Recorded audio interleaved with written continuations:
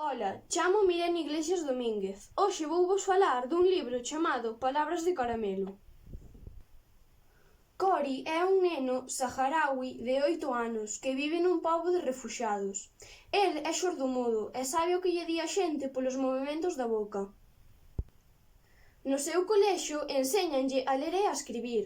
O que máis lle gustaba era cando lles deixaban dibuxar. O que lle encantaba dibuxar eran os camelos.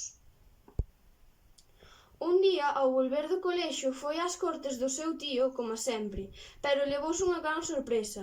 Había un camelo pequeniño. Seu tío díxolle que o podía chamar como quixera e púxolle caramelo pola cor da súa pelaxe. Cory quería moito o caramelo. Pasaba a maior parte do tempo con el. Era o seu mellor amigo, pero un día descubriu algo que o puxo moi triste. O autor deste libro é Gonzalo Moure, que naceu en Valencia no ano 1951.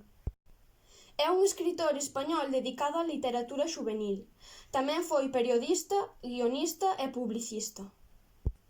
O desenvolvemento do libro e a historia pareceume moi bonitos, pero o que non me gustou e cambiaría é o final. Se queredes saber o porqué, lede o libro. Persoalmente, recoméndovolo.